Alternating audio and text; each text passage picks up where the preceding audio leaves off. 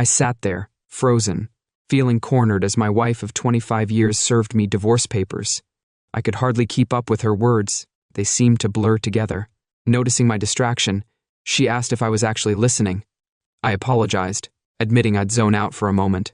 She repeated the terms clear and She said the terms were negotiable, and that I could keep the house, the cars, and all the money in our joint accounts. She also said that everything would be finalized in 3 months. I was speechless. I thought back on our life together. Riley and I had been together since high school, raising our twin daughters, Alice and Rachel. They eventually left for Columbia University. We built a nice home in an Alabama suburb. We drove matching Subarus, and Riley always had her own credit cards and phone. I never denied her anything. I was always faithful and treated her with respect. She never expressed any unhappiness. This came out of nowhere. Maybe that was the problem. Maybe I'd taken things for granted. I understand how divorce works, Riley, I managed to say. But can you at least tell me why it's probably too late to change things? I need to understand. Riley slouched into one of the kitchen chairs, clearly not eager to hash it out. She was hoping I'd just sign and let it be. Come on, Riley, give me something. What? Brandon, you were perfect. Sometimes I almost wished you'd slip up so I'd have a reason to go, but you never did. You were a great father. You worked hard to get the girls through college, and you always provided for me. You gave me a nice home. Even my parents adore you. Don't think this is your fault because it's not. Riley looked like she hadn't aged a day over 45. Her skin was smooth. Her light brown hair was styled and gleaming in the afternoon light. She jogged. She kept herself toned and tanned regularly and dressed simply most days, but knew how to glam up when she wanted to. Riley seemed just as perfect as me. At least that's what she always said. But here we were, and I couldn't make sense of it. This doesn't add up. I said, you can't just shrug this off like it's nothing. Riley glanced away, folding her arms. There's more to it, Brandon. I was hoping not to hurt you. Let's leave it at that. There's more to it, Riley. What's really going on? She finally met my gaze. I found someone. If it's not too much of a stretch, he's a real estate developer with a sleek place overlooking the river and drives a shiny BMW. He's charming, successful, and absolutely smitten with me. You've always been a grocery store manager, Brandon. Not to diminish your work, but you've always provided, and we've lived comfortably. That's all you ever wanted to be, a manager. Her words stung. I'd had the chance to move up, relocate, even leave town, but I turned it down to keep our family together. And now this. So, what's this guy's name? She took a moment to collect herself before responding. Derek Grant. He's the CEO of Riverfront Development Group. How long have you been seeing him? She sat up straighter, her eyes scanning the kitchen, avoiding my gaze. Finally, her gaze fixed on mine. Yes, Brandon, if you really need to hear it, I've been with him. I cheated on you while we were still married. There it is. She sat in silence for a moment, then reached for the divorce papers. She signed in 3 spots, initiated 2, and slid them across the table. I guess Derek's a better fit for you. Sorry I didn't measure up. I got up to leave, but Riley called out. No, Brandon, that's not it. He isn't better than you, just different. I was already out the door, caught up in work and my hobbies. I hadn't noticed Riley moving her things out of the house bit by bit. By the time she handed me the papers, most of her clothes and belongings were gone. She likely stashed them in Derek's place. She left all the wedding and family photos. I found her car still parked outside when I got home that night. I figured she wasn't coming back. Riley was gone for good. I found a power of attorney for selling the house and car. I spent that night finishing off the last of the beer in the fridge. I realized this was the end. I didn't want to turn back. Riley was out of my life. The next morning, I called into work and took a 3-month vacation. I'd been planning to take a 3-month vacation for years, so I was able to take it between vacation days and sick leave. I reached out to our daughters at school and gave them a brief explanation that Riley and I were separating, but I didn't get into the details. They wanted to reach out to her, but I no longer had her new number. I had a few months to think things through and decide what to do next. I disconnected my landline, changed my mobile number, and also canceled Riley's line. I had her Subaru valued and it wasn't worth much, but I'd deal with that later. Then I got in touch with Max, an old friend from high school who was now a real estate agent. He agreed to help.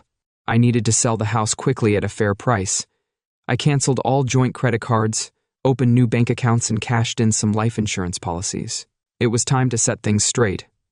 I gathered anything in the house that belonged to Riley, filling 3 trash bags with her stuff. I boxed up the girls' things and stored them neatly, and I spent 3 hours going through the family photos, saving pictures of the girls for them but tossing all the ones of Riley. It might have been a little petty, but I didn't care. The main issue was figuring out what to do after those 3 months. Would I stay here or move on? Would I keep working or try something new? I had 2 hobbies that kept me sane. I collected Ed coins, especially Indian head pennies, buying and selling them on eBay. My other passion was geocaching, which got me outdoors and gave me some exercise. Riley had never liked it. Ticks and walking weren't her idea of fun. When I wasn't lost in my hobbies, I spent time reading the Wall Street Journal. Every Christmas, Alice and Rachel renewed my subscription. I wasn't into stocks or bonds, but I kept up with all things related to farm commodities. I knew more about wheat, corn, and sugar than most market analysts, but it was just a hobby. I wasn't invested in it. I dug into riverfront development and Derek Grant. My friend Max found out about it. I learned more about Derek's newest project than I could have alone. He even had a contact at a local bank to gather some intel. I waited weeks, passing without any word from Riley. The girls called each week, but their mom stayed quiet. They supported me, but they still had a bond with her. In the meantime, I held a few yard sales, clearing. I got rid of all of Riley's stuff that I didn't need, leaving only enough to keep the house looking presentable. One Sunday, I spotted a photo of Riley and Derek in the society section of the local paper, attending a fundraiser with the city's upper crust. A few weeks later, Max called with an offer on the house that was way below its appraisal, but I countered with a quick 60. He also mentioned some interesting info about Derek, suggesting we meet up for lunch. I figured a change of scenery couldn't hurt, so I agreed. Hay Ridge was the perfect place for hiking and geocaching, though I'd already found all the caches there. However, there were still a few hidden landmarks that I hadn't discovered yet. These landmarks were metal rods and concrete, which helped surveyors mark property lines. Finding them felt like a little extra prize that day. I decided to track down the remaining landmarks, armed with my GPS and metal detector. I made my way to Hayes Ridge, an area covering nearly the 2,000 acres were mostly managed by the Alaman Land Trust, which relied on donations to preserve the landscape from urban sprawl. As I approached the orchard, I noticed a big for sale sign in a nearby farmhouse orchard. An elderly man walked up, dressed in overalls and a John Deere cap, thinking of buying it or just enjoying the view. He asked. I laughed. If I had $1 million, I'd buy it in a heartbeat. He grinned. I bet it'll sell fast, he asked. I've already got a few interested parties. I replied, I'm holding off as long as I can. I said, why is that? I'm hoping the land trust can pull together an offer. He explained, I'd like to keep these orchards untouched, but the developers want to clear it all. I told him, I've even offered it to them for $600. I nodded. It'd be a shame to see it developed. He sighed. Those developers have been circling like vultures. Once I got an option from a guy named Derek Grant. He's put down $100, 0,000, but if he can't buy the land later, he'll lose it.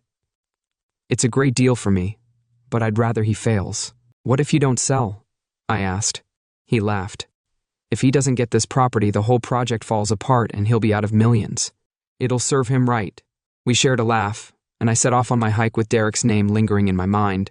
The landmarks were about a mile apart as the crow flies, but on that mountain, it felt like it was a lot further away. The first 2 survey markers were easy to spot. They were standard surveying rods. The third one was more challenging. It was much older and hidden under layers of forest debris. It took time and persistence to unearth it. I finally uncovered a small brick monument with a bronze plaque attached. It was buried beneath years of. I took a quick picture of the leaves and dirt, thinking it might make an interesting story for a local magazine. Then things took a turn as I moved away from the marker. My metal detector gave a soft beep, faint but unmistakable. I slipped on my headphones and began carefully scanning the area. A few minutes of digging revealed a small iron box wrapped tightly in oil-soaked canvas. It was rusty. It was solid and had a heavy bronze lock. Normally, you're supposed to hand over things like this on public land. But I didn't feel like following that rule. I slid the box into my bag and headed home. On the drive back, I couldn't help but wonder what treasures might be inside. Gold coins, Civil War documents. The possibilities were endless, limited only by the box's small size. Once home, I cleared off the kitchen table and inspected my find carefully. Reluctant to break the lock, I used my bolt cutter to open it, Inside, nestled under a final layer of oiled canvas, were a dozen. I found a box of pennies, some dating back to 1793, all in remarkable condition, free of corrosion. I usually preferred Indian head pennies, but I remembered an old book my grandfather had left me titled The Mysteries of the Penny, which discussed various types and grades of large cents. I had once found a dull one, but it didn't have any of the details. I finally got around to looking at those coins tonight, and it was worth it. I spent the night leafing through it, comparing each penny with a magnifying glass and taking detailed scans to capture every detail. After a few hours of sleep, I woke up still buzzing with excitement. I called into work and learned that Stephen Wallace, one of the higher-ups, had been asking about me, but I brushed it off. I had more pressing matters to attend to. My first task was to secure a safe deposit box at the bank. After hours of online research, I realized my pennies weren't just old, they were rare, with values running into the millions thanks to their condition and specific stamps. I started to understand why people go to it. Would be pretty tough to turn these coins into cash over breakfast at IHOP. I saw another photo of Riley with Derek in the paper, at an art gallery opening. That made me think about my next move. Once my safe deposit box was set up, I got in touch with John Smart. I asked him to hold off on any property. I spent a few days on the deals, and he agreed. I followed up with the local land trust to see if they'd be interested in a donation, and they were really enthusiastic, especially with the divorce finalizing in just a month. I felt like I had to act fast, so I spent the rest of my day researching reputable coin dealers and auction houses. I ended up going with Adams and Burns in New York. The city had a reputation for handling unique transactions discreetly, which was exactly what I needed.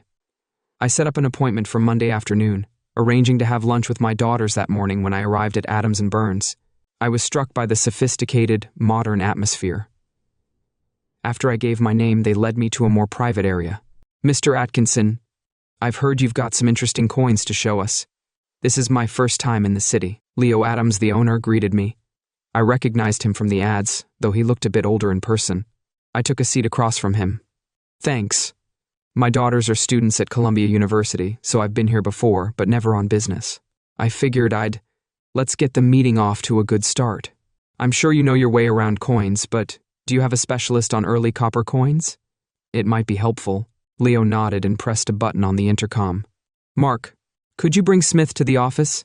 Mark Smith, who's famous for his large cent guides, soon joined us. He looked a bit older than his photos, but still sharp. "I've got 12 coins to sell. I said I'd like to sell 4 today and keep one as a placeholder. We'll see if things go smoothly, and I'll offer the others later. 6 of these could easily qualify for census-level grading, but I'd leave that to your expert."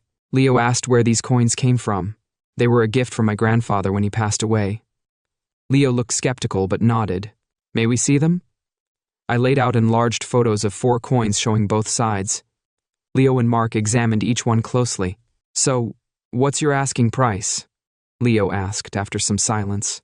"$1 million wouldn't be out of line considering their rarity," I replied, recalling recent auction figures. "I'd say $800. Leo countered with $1,000, "But there's a catch." I reached into my bag and handed him a letter from the land trust and a flyer for John Smart's orchard sale. "I'd like you to buy this land and donate it to the Alamance Land Trust. It's priced at $600. 0,000, you'll get a big tax write-off and good karma to boot." Leo and Mark exchanged glances, huddled briefly. Then Mark left the room a few minutes later. Leo asked, "Do you have the coins with you?" I nodded and said, "I'd like to keep a 5th in the mix." Mark returned with a bag labeled Crown Royal, which held nearly 100 coins, mostly gold, with a few silver pieces. He said, "We're in." I handed over the 4 coins after a brief pause, and we shook on it. Leo then asked about the 5th coin. I showed him a photo of a pristine 1,793 strawberry cent coin and described it as one of the finest I'd seen. Both Leo and Mark were visibly intrigued. She'd just entered. "Is black fine?" "Thanks." She and Leo left the room, returning 30 minutes later. Adelaide introduced herself and asked if I had a passport. When I confirmed, she explained that we'd be flying to JFK shortly to open an offshore account for me. She requested a meeting, and I handed over the strawberry scent, which Leo examined excitedly before leaving the room. Adelaide and we ended up on a flight to the Cayman Islands, which was my first experience of first class. Adelaide was the perfect companion, effortlessly stylish and charming. As we landed, she immediately drew attention, confidently taking the driver's seat of a yellow SUV. She glanced my way, seeming amused. After a short drive, we arrived at her mid-sized condo complex. She owned the entire building but lived on the top floor, where she invited me to join her on a small ocean view balcony. "You're not much of a talker, Mr. Atkinson," she said, eyeing me with a smile. "No questions." I chuckled, feeling oddly at ease. "I'm just surprised to see someone like you here. You drinking beer from a bottle?" I pictured champagne or something. She laughed. "I suppose you're wondering why we had to come all the way here to set up an account, or something like that." I replied, "It's simple, it's secure, and it'll serve you well." We moved back inside, away from the breeze, and I couldn't help but feel a sense of camaraderie with her. "You know, Mr. Atkinson, I brought you here to just be myself for a few days." Her sudden comment caught me off guard, but we both laughed. "Trust me," I replied. "An old man won't do much good." "Let's go get some fresh lobsters for dinner," she said, grinning as she opened the door. The restaurant was outstanding, though the wine didn't sit well with me. She noticed my reaction, but wine person, just a bad memory of cheap white wine from when I was young. I explained later as we shared key lime pie and coffee. She grew curious and asked me to tell her about myself. "Mr. Atkinson, married with kids?" She replied thoughtfully. "Actually, I hold a master's from Columbia University and lecture there every so often. I think I might have met both of your daughters." "Oh, did you see them today?" I asked. "We had lunch together." She replied, "They're not too happy when I make them skip class." I said with a grin, "You must have." She noted that I was married young. I laughed, sitting there with this striking Mediterranean woman. I felt like I could talk with her for hours. As for me, I said, "I'm separated right now. It's strange to even say it out loud." I admitted, the word still. My wife left me for a flashy businessman, likely building malls or corporate parks, from the look of his apartment and car. She's moving on, and the divorce will be final in about 4 weeks. That's a flimsy reason to break up a good marriage. I thought we were happy, but she never quite accepted my career choice. I tried to go further for her sake, but I had opportunities to advance. When it came down to it, I stayed put for the sake of the family. So here I am. I shifted the conversation to "What about you?" I asked, turning the focus back toward her. There was a short pause. "It's not every day you confess to a beautiful, successful woman that you manage a grocery store." She must have sensed my hesitation. "It's no big deal," she reassured me, noticing my discomfort. "We can talk about that later." "No, really, it's fine. I'm not embarrassed by my work." My wife often left that detail out of conversations, but my daughters don't mind. She looked at me thoughtfully and asked, "Do you find satisfaction in it?" I said, "I do, actually. I've gotten pretty good at it over the years. Mr. Atkinson, I know we just met, but first, impressions are often worth something, so what's your impression of me?" She asked me that question, which put me in a bit of a bind. If I spoke my honest thoughts, I risked putting her off, but if I tried to flatter her, she'd see right through it. Well, I began choosing my words carefully. I'd say you're intelligent, confident, and beautiful, and you're also educated. She smiled, tilting her head slightly and looking up at me from under her lashes. She seemed to be hoping for something honest. She apologized. If that wasn't enough, I just didn't want to ruin a nice evening. I replied, "Do you really hold such a low opinion of me?" she asked, her tone turning serious.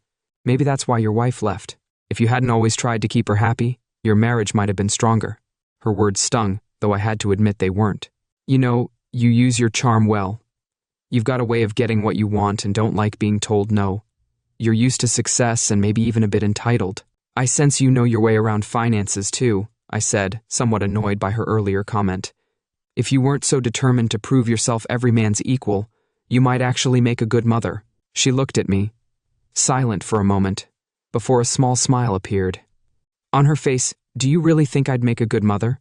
she asked, her tone softening as we drove back to our condo. The tension between us faded that night, which turned out to be uneventful. We each retired to our own rooms, which was just as well. I hadn't expected anything more. The following morning, I woke to find breakfast waiting along with a copy of the Wall Street Journal. I stepped onto the balcony and noted that the wind had finally died down about 20 minutes earlier. A few minutes later, Adelaide joined me. She grabbed a section of the paper, and we sat in quiet comfort, reading and sipping coffee as if we'd been doing this for years. Despite having just met, There was a natural ease between us. My phone doesn't seem to work here, I said. I wanted to call my daughters. Oh, my phone is fine for you to use, Adelaide replied. I'll call them for you. She offered me hers and I dialed Alice's number. When she picked up, I asked where she was, and if she said everything was fine. She was in the Cayman Islands visiting a friend and had to use her friend's phone because hers was having issues. I mentioned that I'd seen her on TV boarding a plane with Adelaide Langley and asked what was going on. Alice seemed unfazed, explaining that Adelaide was the friend she'd mentioned and wondering why it was a big deal. I caught her saying Adelaide was known for her business smarts. She said she might be a bit ruthless at the moment. Adelaide walked by with the breakfast tray. I introduced her to Alice, saying she was my daughter. When Alice realized who she was talking to, I could hear her and her sister murmuring in the background. What are you doing with her? Why are you coming back home soon? Alice fired off questions before I could respond. Adelaide reached for the phone with a warm smile. Hi Alice, it's Adelaide. Your dad told me about you. Your sister, I'll be in New York tomorrow and would love to have lunch with you both. How about it? Handing the phone back to me, Adelaide chuckled. Your daughter said goodbye. Looks like we're on for lunch tomorrow. I'll be sure to play nice and keep the shark talk to a minimum. Later that morning, we visited the Federal Reserve Bank of the Cayman Islands, where Adelaide assisted me in opening my first offshore bank account. A few minutes later, I saw the account balance for $1 million transferred from Adams and Burns seemed like a fair price for a modest 215 pennies. Adelaide then arranged for a friend to take us out to feed Mand Ray over dinner. I asked her about her work at Adams and Burns, and that's when she revealed she owned a 60% stake in the company. I felt a bit embarrassed about my lack of knowledge on the matter, so I asked, "What else should I know about you?" I smiled. I was born in London. My father's Lebanese and my mother's Turkish. I have an MBA from Columbia University. Like I mentioned, I've been engaged twice, but haven't been in a serious relationship in over 3 years. I guess I've learned to be cautious about men who take an interest in me. That's too bad, I said, feeling a pang of sympathy. Does that mean you don't trust me? She laughed. Well, I don't have a choice. I apologized, realizing I'd made things worse. It was a bit awkward. She just shook her head and said, Don't worry about it, Mr. Atkinson. We have a party to attend later, so save your serious talk for then. The evening led us to a cocktail party at a fancy hotel where Adelaide was treated like royalty. Meanwhile, I blended into the crowd, feeling out of place in my casual New York attire. Initially, Adelaide stayed by my side, but I encouraged her to mingle, and she eventually slipped into the crowd, though she kept an eye on me. From time to time, I ended up chatting with a couple of guys from Argentina who were cattle ranchers. Our conversation started with soccer, and then moved on to fishing, which was easy enough. But then one of them, Paulino Jordan, brought up his plans to invest in winter wheat, and I had no idea how to respond. Mr. Atkinson, I can see from your face that you're not sold on the winter wheat idea, Paulino said, laughing, and I was caught off guard. I quickly admitted that I don't know much about it. I'm not really sure about investing. I tried to change the subject, but Paulino kept going. I think he wanted to know what I thought. Adelaide came to my rescue, steering me away from the intense talk as we walked away. She raised an eyebrow. What was that all about? I just said it was about food and groceries. I was grateful for her timely intervention. The next morning, we flew back to New York, where Adelaide was greeted by a few photographers. A courier from Adams and Burns handed me a package with the coins I'd left with them after bidding Adelaide farewell. I made my way to the train station to head back to Huntsville. Back home, the divorce proceedings and house sale moved forward smoothly. Stephen Wallace from the main office left me several messages urging me to consider relocating to the New York headquarters. I agreed to meet with them at the New York headquarters. Meanwhile, John Smart also reached out, asking to meet for lunch at work. I cleared out my locker, saying goodbye to my colleagues as I prepared for the move. While I was doing that, I noticed a picture of Derek and Riley at a local political barbecue. They looked like the perfect couple. With a few weeks left before I left town, I spent an entire day organizing and listing the coins I brought back from New York on eBay. I was hoping for a smooth sale with all payments going directly into my PayPal account and then to my offshore bank.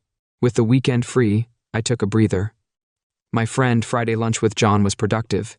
He seemed glad Derek was involved in the property deal, but wasn't too pleased that I didn't profit more from it. As we wrapped up, he surprised me by handing me the deeds to 5 acres on the outskirts of town. It was a reward for my goodwill. Shortly after, he said, I said goodbye to John. My phone buzzed. Alice and Rachel were landing in Nashville in a couple of hours, so I had time to get there. They chose Nashville over Huntsville to save on airfare. I met them at the airport. Alice couldn't wait to share her latest adventure. The lecture hall was packed with over 300 students for an advanced corporate finance class. Partway through, the professor paused and introduced Adelaide to the room. She came in confidently, and after a 10-minute talk, after a quick chat, she invited a couple of students to lunch at the Western Hotel. We were pretty blown away when she called out our names in front of everyone. "So, what did you two think of her?" I asked, as we headed down the road. "She's incredible, Dad. How on earth did you end up meeting someone like her?" Alice exclaimed, still a bit starstruck. She mentioned I was looking for a personal assistant and I just happened to fit the job description. I joked, earning a disapproving nudge from Rachel. "Dad, that's not funny. Be serious." They laughed and she kept asking about you. "Dad, it was like she's interested in more than just a friendship with you." Alice added with a sly grin, "But why?" "But even Mum didn't always seem to understand you that well," Alice added, her tone shifting to something more thoughtful. The atmosphere grew thick after Alice's words, and I avoided reading anything that might have cast their mother in a negative light. I hadn't meant to put them in a tough spot or to stir anything up. "Hey, your mum's a wonderful person. I shouldn't have implied otherwise." I apologized. "Don't worry, Dad, we understand," Alice assured me with a soft smile, helping to ease the tension. We rode along in silence for a bit until Rachel's phone suddenly rang as we crossed into Alabama. "Hey, yeah, we got here about an hour ago. That's amazing news. I'll let him know. Thanks for calling. Bye." Rachel ended the call with a big grin and gave Alice a quick thumbs up. I was curious, so I asked her what that was about. Rachel leaned forward and said, "Guess what, Dad? Adelaide's coming to Huntsville on Tuesday. She wants you to cover her stay and she's expecting breakfast in bed." The news was flattering, but it also came with a lot of responsibility. I also had to navigate a lot of pressure between Adelaide and my daughters. The weekend with the girls was nice and relaxed. They spent Saturday afternoon visiting their mom, but apparently Derek wasn't around. I asked them to keep Adelaide's visit a secret from their mom, and they promised to help. Keep things under wraps. We went through their stuff they planned to leave behind. By the time they were ready to leave, everything was sorted. As I drove them back to Nashville, I made a small request. I made them swear to try to keep on Adelaide's good side. "Just don't get on her nerves, Dad." "It's simple enough," Alice teased them, laughing. They were pleased about my move to New York, but I was still unsure about why Adelaide had taken an interest in someone like me. I didn't even own a suit that was halfway stylish back at home. I relaxed with a beer in the Sunday paper, and there were no new photos of Riley and Derek, thankfully. However, I did see a short note about riverfront development running. I got wind that some financing trouble was brewing with winter wheat futures. I called up Max, my old friend, and invited him over for a couple of cold ones and some catching up. We got to talking about Derek, and it turned out he had a pretty checkered past. He'd been through a wild back and forth between wealth and debt. He was in debt with creditors and past friends, and his latest project was unraveling. It seemed like the folks backing him were backing away. I'll say beer had never tasted so satisfying. Monday turned out better than I could have hoped. The coins I'd listed on auction fetched a price higher than I'd anticipated, with an appraised value of around $300. I wasn't expecting much, maybe just enough to hit $200. It was a great result, with the sale exceeding all expectations. Just 3 months ago, I wouldn't have thought this would have happened, but now I'm looking forward to the future. The buyers have completed their due diligence and we're on track to close the deal. It's interesting how easily Riley moved in with Derek, leaving behind all the things we'd shared over the years. I wonder if she realized how shaky her new situation might be that afternoon. I had a meeting with the buyers, who handed over a check for $200,000. I put the $200,000 straight into my offshore account. They were fine with me staying in the house for another week, which suited both sides well. The next morning, even before my first cup of coffee, I got a call from an unknown number. A voice told me that Miss Langley would be landing at 10:44 a.m. I showed up 30 minutes early for the Delta flight, feeling a bit nervous. It seemed like the local paparazzi had caught wind of her arrival, as there was already a small group of photographers outside the terminal. I tried to keep a low profile, parking and leaving quickly. I parked up and tried to avoid all the fuss, but Adelaide didn't wait for me to meet her. She chose to walk beside me, which only drew the photographers' attention. They got a clear shot of my license plate, so there went our little secret. I wasn't used to this sort of attention, but Adelaide seemed entirely unfazed. She even apologized on my behalf on the way home. I couldn't help but think back to her stepping off the plane. I'd had this sudden urge to kiss her. It felt a bit ridiculous. I thought for an old guy like me, the house felt embarrassingly empty. Over the past few months, I'd gotten rid of almost everything, leaving only the essentials that the new owners had agreed to keep. I tried apologizing for the sparse surroundings, but Adelaide found my embarrassment more amusing than anything. With nothing to eat in the house, we swung by Taco Bell for a quick bite. Her choice. Surprisingly, I promised her we'd have some of Dreamland's famous ribs for dinner. Later on, it was nice to be around a woman who wasn't afraid to enjoy a good meal. I had to ask Adelaide, "Why are you here? I thought you'd be back to your routine by now." I said, a bit bewildered with a little laugh. She explained that it was part business. She'd heard about my upcoming move to New York and offered her spare room for me to stay in while I got settled. She even arranged a moving truck to help with my things. When I asked how she knew about my plans, she just shrugged. She said she had a knack for noticing details. I joked that she was in cahoots with my daughters, but I admitted I wasn't exactly hard to read. Her offer caught me off guard, but it was generous, and I couldn't come up with a reason to say no. I started packing up the rest of my things. Surprisingly, Adelaide seemed perfectly comfortable here, sorting through the clutter with me. She wasn't at all the polished businesswoman I'd expected. As we worked, I still felt a bit self-conscious. She was aware of the age gap between us and had strong opinions on my wardrobe. She was reluctant to make any changes, even when I asked her to be more flexible with my old clothes. She promised we'd go shopping for new attire once I got to New York. By the time we finished packing, we had more boxes than my car could handle. However, we still needed more than could fit in a moving van, so I set aside my laptop and a small inkjet printer. I also kept an eye on an eBay auction, thinking they'd come in handy during the transition. Just as we were about to sit down for dinner, a delivery van pulled up in front of the house. Adelaide and I exchanged glances as the driver, dressed sharply, hopped out and walked up with a clipboard in hand. "Are you Brandon Ainson?" he asked. I checked my notes and said, "I have a delivery for you." "Where?" I asked, completely puzzled. "It's from Mr. Paulino Jordan," the driver explained. "Can we put it in the garage?" I pointed to the empty spot where Riley's old Subaru used to sit, and the driver nodded, heading off to unload. I glanced over at Adelaide, who had a hand over her mouth, stifling a laugh. Adelaide seemed to find my confusion amusing. It was pretty entertaining. About 5 minutes later, I found myself face to face with a sleek orange sports car parked right next to my old Subaru. "What on earth is this?" I asked, feeling a strange mix of pride and shock. The seer beamed and replied, "This right here is a 2028 Lamborghini Garda Spider. Isn't she gorgeous?" Adelaide couldn't hold back her laughter, though she kept it low. It was clear that the courier was enjoying my confusion. I signed off on the delivery and watched him walk back to his truck. I had no idea what I was going to do with this flashy new gift, but one thing was clear: I wasn't hauling it all the way to New York. Miss Funny Pants could keep her fancy wheels, as we drove off with her still smiling. I ordered a full rack of ribs and a couple of beers. I wanted to know more. I was curious about what was going on with the car. "Paulino's big on winter wheat," she explained. "When the price tanked, everyone thought he'd lost it, but he doubled down on his contracts within a week. He made over $40 million, and he was thrilled with the money. But the praise for his sharp move made him even happier. Well, good for him." "Hope he didn't mention me," I replied, shaking my head. She chuckled. "He did want to give you some credit, but only if you okay with it? He's really grateful for your help at the party, so he asked for your address." I didn't realize he had this in mind, though. As the ribs arrived, I watched Adelaide dunk a few into some extra Tabasco sauce before diving in. I have to admit I was smitten with her. "I'll be sending this back tomorrow, right?" I asked, nodding towards the Lamborghini. She said, "No worries. Paulino won't be offended. I thought you'd be happy to accept the cash if he offered it." "You might have said no, though." We ended up ordering a few extra beers thanks to all that hot sauce. I felt good, so good that I didn't want the night to end in moments like these. I envied those smooth guys who could charm a woman into bed in a heartbeat. Me? I'd have been happy just to get a good night kiss. Eventually, though, we had to call it a night.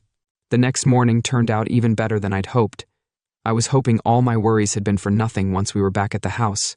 Adelaide surprised me by taking my hand and leading me to the bedroom. I made sure to put her needs first, as I would have done in any situation. It was the best night of my life. The next morning's breakfast was simple: juice, coffee, and a Danish. I'm sorry, it's the best I can do for now. I apologized, but she assured me it was perfect. A tray in bed wasn't exactly comfortable, so we moved around a bit and ended up in the kitchen. Breakfast in bed sounds a lot fancier than it really is, I joked, trying not to spoil the moment. But honestly, Adelaide, I'm curious why me? I don't have much to offer, and someone like you deserves the best. She looked at me seriously. I've had my fill of smooth-talking men. Brandon, I'm not falling for that again. Ah, I get it, you're into me because I'm not a player or an idiot, I replied, making her laugh. Actually, I was impressed with the deal you struck with Leo in New York. Sold a few coins, that's all I did. No, it was more than that. Your plan to secure trust land was pretty clever. Me? A philanthropist? Nah. I smirked, more like a guy who took advantage of a unique situation to stick it to his wife's new lover. She laughed, and I couldn't help but grin along with her. She'd hidden her intelligence and insight well. Was that a bad move on my part? I asked. Brandon, that was genius, she said, clearly impressed. She was curious to learn more about me, and that felt good. You had no idea what I was up to in New York. I protested, true, but I found out eventually. She admitted, you were keeping tabs on me too, weren't you? I couldn't deny it. The boost to my self-confidence felt great. I felt really confident, but unfortunately Adelaide had an early morning flight back to New York. It was harder than I thought to say goodbye. But she left me with a sense of contentment, and even gave me the key to her apartment. The dealer couldn't pick up the Lamborghini until the next day, but that didn't matter. I wasn't planning on driving it anywhere. The movers arrived with a small truck to take my belongings to New York, and just as I was wrapping things up, Max called with, I got some worrying news. Riverfront Development was in financial trouble, and Derek had lost almost all his backers overnight. Rumors were even spreading about missing funds that evening. Riley stopped by unexpectedly. To whom do I owe this surprise? I asked. I need to discuss a few things, she replied. I'm leaving in a few days, but I'll help however I can. I noticed the missing Subaru and pointed to the orange sports car in the garage. What's that? She asked. I sold the Subaru back, I replied. I told the dealer you didn't want it. As for the orange car, it's a gift I'm sending back tomorrow. She seemed surprised by the whole scene, especially the Lamborghini. She wondered if it was a gift from my new girlfriend. No, it's from a cattle rancher I helped out, I explained, and her expression shifted. She hesitated, so I told her about the money from the house sale. I said it's all gone. She replied, you didn't want any of it, so I used it to set up. I told Riley about my new place in New York. She seemed a bit surprised, but she seemed to accept my answer when I told her where I'd be living. I didn't mention that I'd be staying with Adelaide, or that I had a bank account in the Cayman. She asked where I was living now. I told her we were at the hotel, and that Derek was looking for us a new place. I understood why Riley had wanted to move back into our old place. She seemed a bit confused, but I didn't push her on it. Anything else I can help you with? Riley hesitated once more, finally asking, could you give me a ride to the Holiday Inn? The drive started quietly enough, but she brought up Adelaide. So, tell me about her. She pressed, not exactly a girlfriend, more of a business partner. I replied, trying to keep it casual. What kind of business? She probed. Not that kind. I'm still just a grocery manager. Riley. She looked out the window, muttering something under her breath. In that moment, I had the perfect chance to vent about how those pictures of her and Dirk had hurt me. But instead I kept quiet, smiling inwardly as I watched her. I felt a bit of regret, but I was still smiling as I dropped her off at the motel. She left without a backward glance or even a goodbye. I felt a strange mix of satisfaction and regret all at once. Thursday morning brought another surprise. The final divorce papers arrived. Sooner than expected. No complaints here. The Huntsville paper ran a front-page photo of Adelaide's arrival at the airport. Since every room at the hotel gets a complimentary newspaper, Riley would surely see it over breakfast. I emptied my safe deposit box at the bank and prepared for the next steps. My remaining coins were a solid safety net, though Adelaide never once brought them up. All our talks had been casual and social, not business-oriented. Now I was following up on the auction. I'm happy to report that the coins sold for excellent prices. I spent the rest of the day packaging them up for shipment, aiming to have everything ready by noon on Friday. Any buyers with dodgy payment methods would have to wait until early Saturday when I hit the road. I transferred most of the money from PayPal straight to my Cayman account, but kept a bit behind just in case. As I was preparing to leave, The new owners of the house arrived, marking a win for us both. The deal was a win-win for both sides. The drive north would take around 12 hours, assuming no delays. Adelaide would be waiting at the apartment, promising to cook a homemade dinner for my arrival. I chuckled to myself, wondering if she'd be the one actually cooking. Crossing into Virginia on Interstate 81, my phone rang. It was Alice. She was calling to tell me that Derek had skipped town, leaving Riley stranded without a car or a place to stay.